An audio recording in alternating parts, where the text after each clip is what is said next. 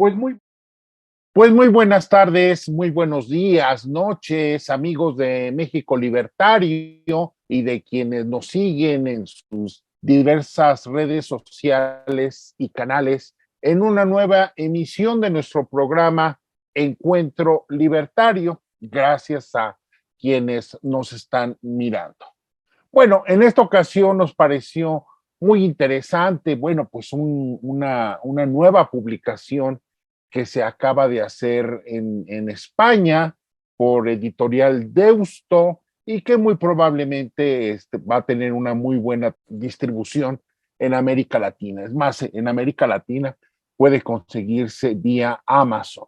Estamos hablando del libro Que no te engañen, eh, insisto, editada por Deusto, y tiene un subtítulo que me parece muy sugerente, que es un repaso a las grandes falacias económicas de los populismos a derecha e izquierda.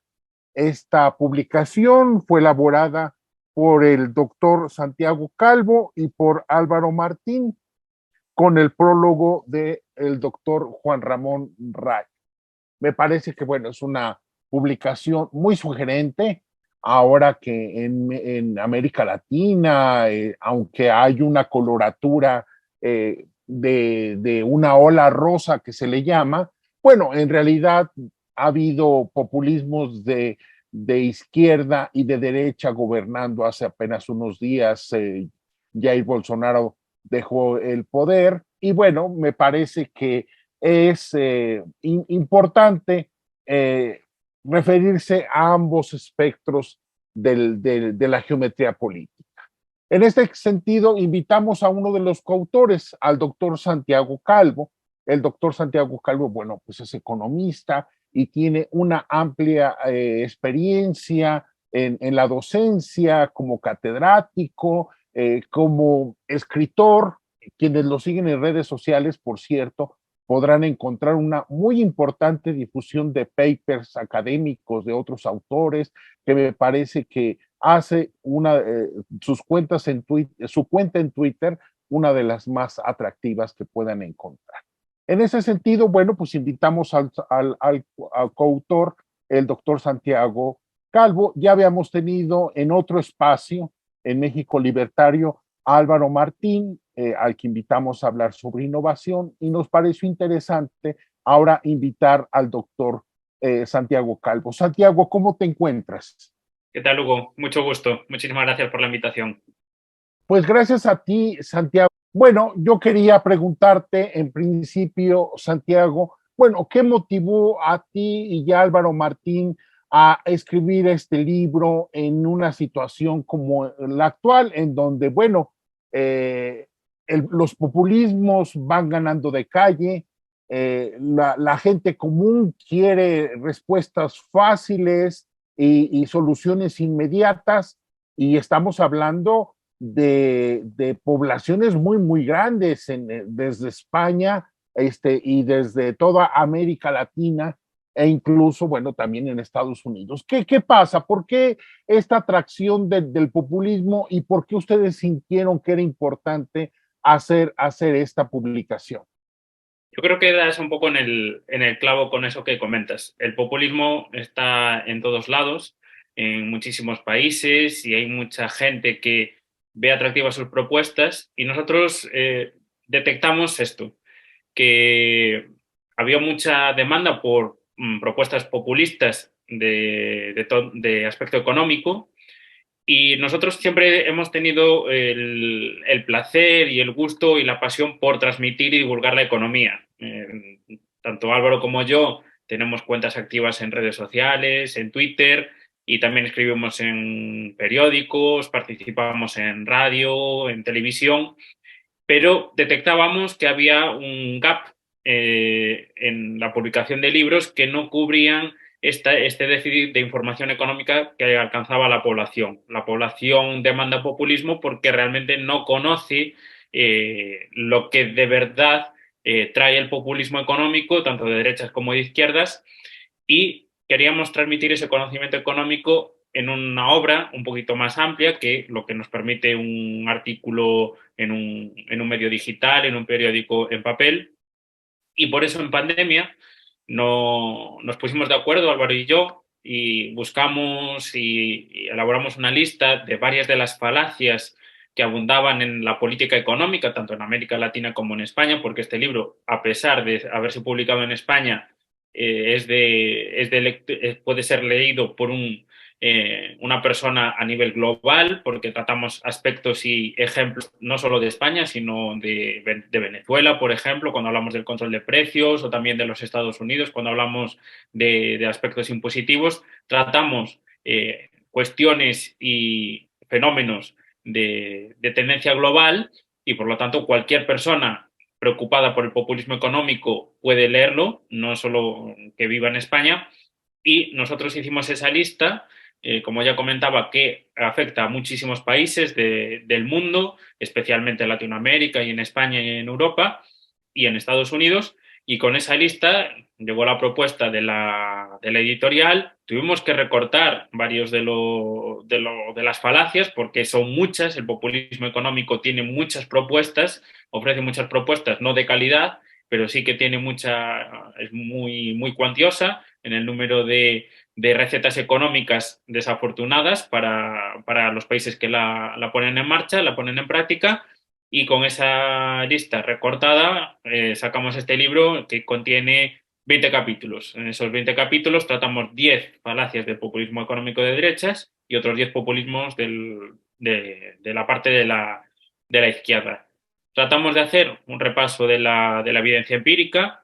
Como comentabas, en redes sociales suelo compartir papers interesantes de investigaciones de otros autores, y este libro lo que hace es un repaso de esa investigación reciente, qué es lo que dice el populismo y qué es lo que dice los expertos en economía sobre esos aspectos que defiende el populismo, que al final el populismo no es otra cosa que ofrecer, en una de sus vertientes, ofrecer unas recetas sencillas a unos problemas que son complejos. Como podrán saber la gente que nos esté viendo, la economía es un fenómeno, es una ciencia compleja que estudia la interacción de millones de individuos, y raramente se pueden encontrar soluciones de manera planificada y simplificada para problemas que afectan a millones de individuos interactuando entre sí, que generan cada vez que interactúan entre sí, generan nuevo conocimiento, nueva información, y por lo tanto es muy difícil la planificación, y además, si no va ligada al conocimiento económico que se extrae de los estudios rigurosos que hay en la academia.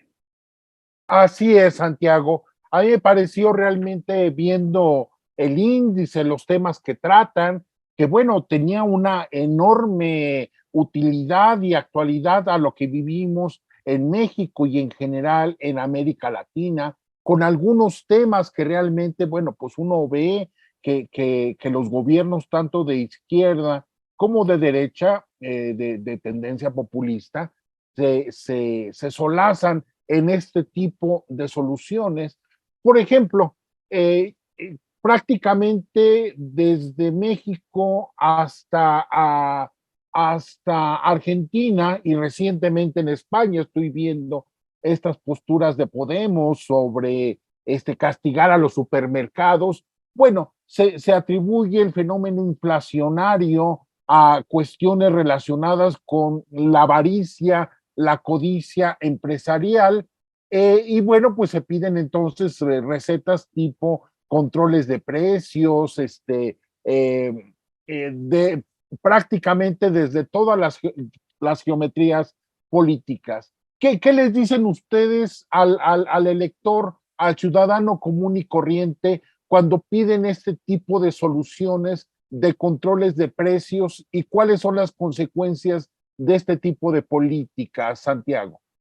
Pues mira, en el libro comentamos este aspecto del control de precios, y es uno de los capítulos que más nos gusta porque está muy de actualidad, y especialmente pues a raíz de la pandemia, que en muchos países se empezaron a aplicar controles de precios cuando nunca antes habían existido. Desafortunadamente ahí en América Latina pues es una política más que se puede ver más a menudo, pero es más raro de verla en Europa. Pues aquí en Europa muchos países han aplicado ciertos controles de precios a ciertos productos. En España, por ejemplo, empezaron con las mascarillas y ahora pues se está haciendo ataques a los supermercados a raíz del conflicto que hay en Ucrania.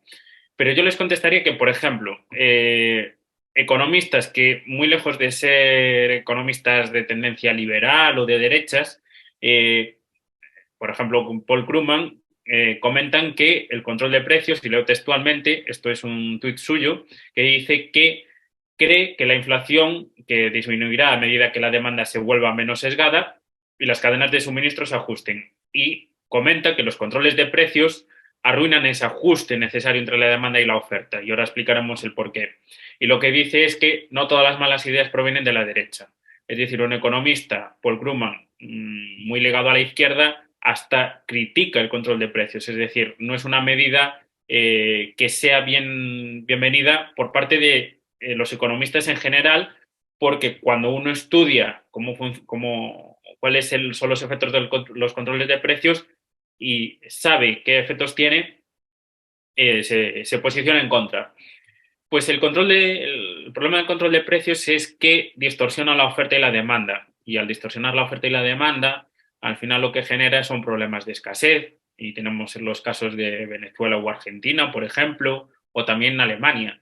En Alemania, en el año 36, Adolf Hitler, por ejemplo, aprobó el control de precios cuando en una situación excepcional de guerra. Y ese control de precios se mantuvo hasta 1948 y estaba sumida en una profunda crisis económica Alemania. Se hablaba de una ruina allí en el país germano hasta que un líder político por aquel entonces, Ludwig Erhard, promovió la liberación de los precios y de otro tipo de mercados y se empezó a hablar del milagro económico alemán. Es decir, quitar el control de precios que había desde el año 1936 causó una expansión, por ejemplo, de un 50% de la producción en apenas pocos meses y permitió el avance económico de Alemania hasta convertirse en una potencia económica como es en la actualidad. Y, por ejemplo, Estados Unidos también aplicó un control de precios en los años 70 con Richard Nixon. Richard Nixon, en el año 71, en el mes de julio, comentaba que el control de precios suponía socializar los Estados Unidos, mientras que en el mes de agosto, al mes siguiente, salió a la televisión para anunciar el control de precios y lo único que consiguió es que se produjese escasez de ciertos productos, que aumentase el precio de otros que no estaban controlados y que los precios, una vez que se quitó ese control de precios, se suprimió el control de precios, aumentasen. ¿Por qué? Porque la demanda y la oferta estaban descoordinadas y una vez que se suprimieron ese control de precios no se estaba produciendo la suficiente oferta para satisfacer la demanda. Al final el control de precios lo que hace es que está eliminando ese faro que suponen los precios para generar información y decirle a los productores dónde deben destinar los factores productivos. Si hay un bien en el que está aumentando mucho los precios y los márgenes, eso es una señal, si los mercados funcionan libremente y de manera correcta, que la gente está demandando ese producto. Por lo tanto, los productores deberían desplazar los factores productivos a ese bien, a producir ese bien, y con la competencia veríamos bajadas de precios y aumentos de calidad. Y lo que hace justamente ese control de precios es suprimir esa coordinación de oferta y demanda y puede restringir, limitar de manera temporal los precios, es verdad, pero una vez que se eliminan, lo que genera es una mayor alza de esos precios. Y tenemos también el caso, por ejemplo, de Venezuela. Venezuela se ha enfrentado a una inflación que, según algunos analistas, porque es difícil lograr cifras oficiales, pero según algunos analistas, ha habido años en los que la cifra de la inflación en Venezuela ha rondado entre las 5 y las 7 cifras. Nosotros aquí en Europa estamos teniendo un problema de inflación y nos llevamos las manos a la cabeza porque es una cifra, o puede llegar a una cifra de 2 dígitos, es decir, de en torno al 10%, 8% en España. Bueno, pues en Venezuela era de 5 o 7 cifras. Y allí en América Latina estáis acostumbrados a inflaciones muchísimo más altas. Y allí en Venezuela, por ejemplo, para enfrentarse a esa inflación, además del control de precios, ha sido la de reconvertir la moneda hasta en tres ocasiones en las últimas 2 décadas, y lo que ha conseguido es que antes de la llegada de Chávez al poder, 100 billones con B de bolívares compraban 200.000 millones de dólares, y con datos del mes pasado, esos 100 billones de bolívares ahora actualmente, ¿cuánto compran? 7 centavos de dólares. Es decir, es el empobrecimiento general de la población, el control de precios. Así es, Hago. Ahora bien, junto con esta falacia de que el control de precios eh, llega a domar la inflación y se castiga a los verdaderos culpables del encarecimiento de los productos, hay otra que me parece también muy usada por los gobiernos, tanto de izquierda como de derecha, de tendencia populista, que es el aumento del salario mínimo. Así es. En México, por ejemplo, bueno, pues nos estamos quejando de aumentos de inflacionarios históricos. En 21 años no habíamos tenido esta inflación y sin embargo llevamos 4 años también seguidos con aumentos históricos en salario mínimo fijados por decreto, siguiendo a esa experiencia venezolana y de otros países. ¿Qué decirle a la gente que cree que el salario mínimo, los aumentos por decreto son la gran solución de países como los nuestros para resolver pobreza y malas condiciones laborales?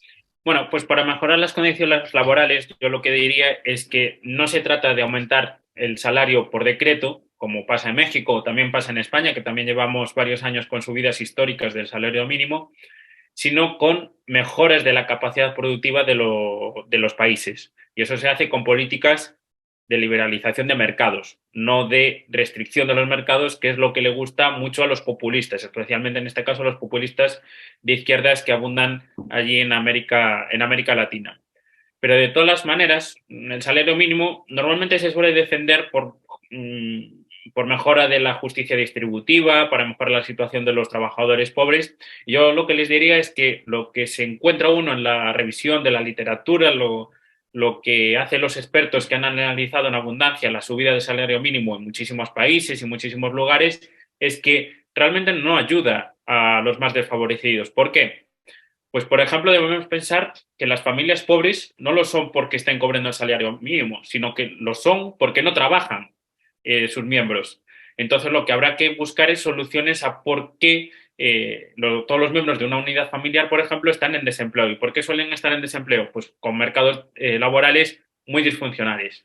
En España, por ejemplo, tenemos un alto nivel de desempleo, la tasa de desempleo más alta de los países de la OCDE, y eso se debe a que históricamente hemos tenido un mercado laboral muy restringido, muy poco liberal, y que eso ha dado pie a que haya, por ejemplo, muchas familias con muchos de sus miembros en paro o trabajando muy poquitas horas. Es decir, no es porque estén cobrando el salario mínimo, sino porque tienen una baja intensidad laboral.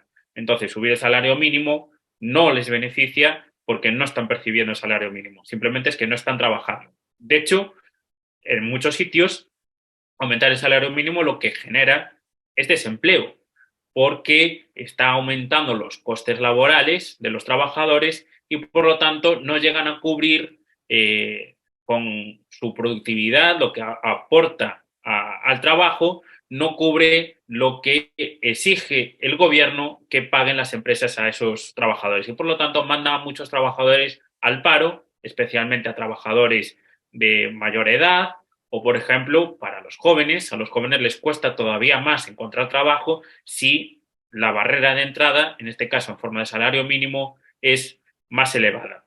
Y está demostrado en muchos países, por ejemplo también en España, tenemos varios estudios recientes que demuestran que esas subidas de salario mínimo han generado en torno a, o han destruido en torno a 200.000 puestos de trabajo. Y, por ejemplo, quería volver a incidir en la importancia de que no beneficia a los más desfavorecidos, pero desde el otro lado de la moneda. El otro lado de la moneda es ¿quién paga ese salario mínimo? Los empresarios. Los empresarios se enfrentan a esos aumentos de costes laborales. Pero ¿quién paga el salario mínimo? ¿Qué tipo de empresas? Pues normalmente son las pequeñas empresas, pequeños comercios que tienen uno, dos trabajadores y que a duras penas pueden obtener márgenes de beneficio para ellos, que es de lo que viven, como para poder aumentar el salario de sus trabajadores. Y hay muchísimos estudios, tanto para Israel como para Alemania o San Francisco, que demuestran que lo que genera la subida del salario mínimo es destrucción de tejido productivo, pero no de grandes empresas que son en las que está pensando el populismo de izquierdas cuando defiende la subida del salario mínimo, que son las que van a pagar esos mayores salarios. No, sino pequeñas empresas o empresas familiares muy humildes que apenas tienen trabajadores y que por lo tanto la subida del salario mínimo, desde el aspecto también de los empresarios, que son pequeños comerciantes, la gran mayoría, por lo que están generando también es problemas distributivos, genera desigualdad en este aspecto, porque solo son las grandes empresas las que se pueden permitir el pagar esos mayores salarios y no las pequeñas empresas. Pues sí, exactamente, Santiago. Ahora bien, yo quisiera también otra que se esté extendiendo de manera muy lamentable en toda América Latina, en España también tiene sus raíces, que tiene que ver con la inmigración. Los inmigrantes son vistos como gente que llega a aprovecharse, que llega a desplazar a la gente local. También, bueno, el comercio también es visto como un gran destructor de la economía nacional, pero sobre todo, bueno, en el caso de los inmigrantes me parece que, bueno, pues ellos no salen de sus países porque quieran, sino precisamente gracias a estas políticas de gobiernos de izquierda particularmente, pero también de derecha, que no atienden las causas fundamentales. Y recibirlos en otros países me parece realmente una situación muy lamentable por parte de la población local, el demonizarlos, satanizarlos y inmediatamente atribuirles todos los males como si los males no hubieran existido antes. ¿Qué decir en el caso de la inmigración? Por ejemplo, en el caso de la inmigración venezolana, o de otros países, que es un fenómeno que allí está y que es imposible cerrar los ojos ante ello. Pues así es. Pues yo diría que, bueno, esto parte de una falacia, que es la falacia de la cantidad fija de trabajo. Y implica que al final, si llegan más trabajadores al mercado laboral, se supone, según esa falacia, que hay una cantidad fija de trabajadores que puede acumular un mercado laboral y, por lo tanto, todos esos trabajadores nuevos que llegan a un país, a una región, generarán desempleo. Pero esto no es así. No hay una demanda fija de trabajo, sino que puede aumentar la oferta laboral, la oferta de puestos de trabajo y por lo tanto generar una mayor actividad económica. Y eso es lo que sucede con la inmigración. En todos los estudios que revisamos en el libro hemos encontrado que la inmigración lo que hace es aumentar la demanda agregada de un país y por lo tanto al aumentar la demanda agregada de ese país también va a generar mayores puestos de trabajo y por lo tanto no hay evidencia de que genere desempleo o otro tipo de problemas económicos, sino todo lo contrario. Y tenemos grandes ejemplos históricos, como el gran éxodo de Mariel en Cuba, por ejemplo, que está demostrado que generó mayores puestos de trabajo, un mayor número de puestos de trabajo o mayor productividad y mayor producción. Por lo tanto, la inmigración no tiene un aspecto, de manera general, no tiene aspectos negativos desde el punto de vista económico. Otra cosa es que después los populistas, desde el gobierno, aprovechen esa retórica que tienen de el pueblo contra y insertar aquí cualquier enemigo, y en este caso, especialmente los populistas de derechas, son los que suelen utilizar los inmigrantes como chivo expiatorio de los problemas económicos de un país, cuando no es así. La inmigración suele traer resultados positivos en lo económico y en lo social, y así es como se demuestra en numerosos papers académicos que cualquiera puede visitar en Internet. Gracias, Santiago. Pues mira, vamos ya hacia la parte final de nuestra entrevista. Santiago, yo quisiera, sin embargo, una falacia que ustedes no colocan en su publicación, pero me parece muy interesante. Al menos en el caso mexicano, bueno, pues hubo una gran cantidad de economistas, catedráticos, especialistas, periodistas, que, bueno, dijeron que Andrés Manuel López Obrador era un digno representante de la izquierda y que la situación en el país iba a cambiar. Esto se repite, es un discurso que se repite en toda nuestra región. Y después de 4 años y después de fracaso tras fracaso y de chasco tras chasco de su gobierno, que a la fecha no ha logrado ni siquiera que haya vuelos internacionales en el aeropuerto internacional que construyó. Bueno, pues entonces esos mismos intelectuales, académicos, especialistas empiezan a decir, no, es que ese no era un gobierno de izquierda, es que es un gobierno neoliberal, y por lo tanto, bueno, rechazamos que sea un gobierno de izquierda, y bueno, pues porque la verdadera izquierda no ha llegado a gobernar. ¿Qué le decimos a esta falta de honestidad, de asumir las culpas, de asumir responsabilidades que tiene en general la izquierda con este discurso de que si fracasa, no es izquierda, y si por alguna casualidad da algún buen resultado, bueno, pues ese es gracias a que son de izquierda? ¿Dónde está esta esquizofrenia? ¿Qué decir ante esta esquizofrenia, Santiago? Con los populistas es muy difícil debatir, al menos los que están ocupando puestos de relevancia y que están liderando gobiernos. Y esto que comentas me recuerda que normalmente lo que se hace es comparar un socialismo utópico o ideal en el que todo funciona perfectamente según el papel, con un capitalismo que funciona, que da resultados en la práctica. Y claro, tú comparas un modelo ideal con lo que se da en la práctica, que es bueno, pero a veces tiene sus fallos, pues evidentemente, pues alguna gente puede verse atraída por ese socialismo utópico o ideal. Pero no, lo que hay que comparar es el socialismo real con el capitalismo real. Y si comparas capitalismo real con socialismo real, gana de gran manera o con gran ventaja el capitalismo. Lo que comentas, es cierto que, y sucede también, por ejemplo, aquí en España, que las políticas cuando fracasan no son culpa del socialismo, sino que hay alguna gente que está en contra del progresismo, del socialismo, y por lo tanto está poniendo palos en la rueda para que se apliquen las políticas de izquierdas de verdad. Bueno, pues yo aquí lo único que diría, aparte de que es muy difícil de debatir, pero trataría de ver cuáles son las propuestas que proponían antes de llegar al gobierno, que se suponía que era socialismo real, cuáles son las que han llegado a la práctica, si son las mismas o no, y habrá que juzgarlo por sus resultados, no por los incentivos, por lo que se suponía que deberían conseguir. Porque todos sabemos que después las políticas, y en este caso las políticas económicas del populismo, pues tienen resultados a veces no esperados por los políticos o por sus votantes, pero que una vez que nos informamos sabemos que el populismo es fracaso. Por lo que yo lo que diría es que a la gente que se informe bien, que lea mucho sobre economía, en este caso.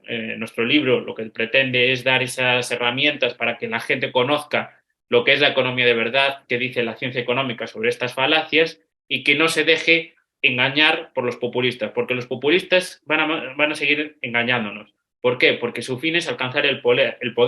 Les da igual el cómo. Si eso implica, por ejemplo, aplicar políticas cortoplacistas y alejadas de la ciencia económica y en contra de los expertos. Ellos van a defender unas ideas que pueden parecer atractivas a la población, pero que pueden ir en contra del progreso. De hecho, normalmente el populismo lo que suele ser es miseria. Y por lo tanto, aquí lo único que cabe es que la gente se informe, que lea mucho y que con esto que no ceda nunca ante el mal y si puede ser que lo combata con mayor audacia. Y finalmente, Santiago, no me quiero quedar con las ganas. La situación de España, vista desde América Latina, bueno, pues parece otro país de América Latina en su arreglo institucional, político, el discurso que se está manejando. En México decíamos, ¿cómo es posible que digan que México puede ser Venezuela? Pues no, es imposible. Y sin embargo, vemos una creciente venezolización de México al grado de que, bueno, ya la empezamos a conocer como la Venezuela del Norte. Y eso vemos una creciente polarización, un creciente manejo de un discurso muy primitivo y una agresión desde el poder. Bueno, básicamente quisiéramos saber, bueno, ¿cuál es tu perspectiva de la economía española y hacia dónde se dirige esta situación? ¿Hay posibilidad de que la situación en España se complique todavía más?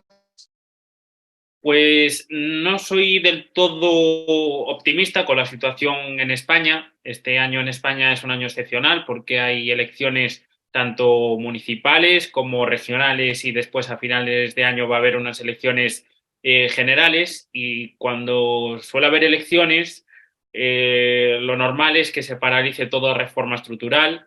Nosotros aquí estamos recibiendo fondos europeos sujetos a ciertas reformas muy necesarias pero que no están viendo la luz. ¿Por qué? Porque aquí en España lo que tenemos es mucha polarización, también como sucede en América Latina, y es difícil llegar a grandes consensos en los que se llegue a esos grandes acuerdos en los aspectos económicos. Y, por ejemplo, tenemos pendientes reformas importantes como el del sistema de las pensiones, que tenemos un gran declive demográfico que va a dificultar el pago de las pensiones o al menos mantener su poder adquisitivo tal como están actualmente y no está llegando ese tipo de reformas por culpa del ciclo electoral y este año va a ser un año complicado. También tenemos pendiente, por ejemplo, algo tan importante como el cuadrar las cuentas públicas. En España tenemos tenemos déficit público desde hace 20 años. Hace 20 años que no cuadramos un presupuesto público y así seguirá siendo. Están las reglas fiscales suspendidas en Europa desde el año 2020. También en el año 2023 van a estar en suspenso y con año electoral es probable que aumente el gasto público y que sigan descontrolados los gastos frente a unos ingresos que no llegan a cubrir estos gastos y por lo tanto más déficit y deuda que va a suponer para las generaciones futuras mayores impuestos y un menor nivel de gasto público para poder repagar ese endeudamiento. Por lo tanto, no soy muy optimista con la situación en España en el aspecto económico porque nos están acometiendo las reformas muy necesarias que necesita nuestro país, reformas muy importantes, como decía, el presupuesto público, la de las pensiones, o la del mercado laboral y además el ciclo electoral que se avecina con elecciones en mayo y a finales de año las generales va a generar todavía más división y más incertidumbre que va a dificultar la actividad económica. Y aún por encima también tenemos una guerra fiscal entre las regiones y el gobierno central, en el que algunas regiones como Madrid o Andalucía están promoviendo rebajas fiscales a ciertos colectivos y desde el gobierno central se están aumentando esos impuestos a esos mismos colectivos, lo que está generando es que se vayan muchos contribuyentes a otros países que tenemos al lado y que están en la Unión Europea, por ejemplo, a Portugal. Por lo tanto, la situación es compleja y este año 2023 las cifras económicas parecen indicar un deterioro, aunque va a mejorar, en este caso, la inflación por una mejora del contexto internacional, pero la situación económica es bastante compleja y además con incertidumbre política, por lo tanto va a dificultar todavía más el avance económico que necesita en este caso España. Pues muchas gracias por tu atención, Santiago. Agradezco mucho el tiempo y bueno, la buena disposición para realizar este ejercicio. Yo invito al público a que consulte, a que compre el libro. Insisto, en América Latina, pues se pueden encontrar probablemente en algunas librerías. Ya Deusto está entrando recientemente en el mercado latinoamericano y exactamente, ahí está. Y finalmente, bueno, pues lo pueden localizar además en Amazon alrededor de $20, un poco más, y me parece, bueno, puede, muy interesante. No es una lectura, es un libro de 300 páginas, pero allí está su riqueza. Yo no sé si no te pregunté algo que a lo mejor tú quisieras decir sobre el libro, insistí a lo mejor en alguno de los mensajes centrales del mismo, de este lista, ya como última intervención por... Pues lo único que me gustaría añadir es, de nuevo, invitar a los lectores y en este caso a los espectadores a que se animen a leer el libro, porque van a encontrar muchas referencias a muchas falacias de los populismos, tanto de derecha como de izquierda, que nadie espere que sea un libro sesgado. Tratamos de ser neutrales. Tanto Álvaro como yo tenemos un compromiso con la verdad y con la libertad, y eso es lo que tratamos de defender a lo largo de las 400 páginas.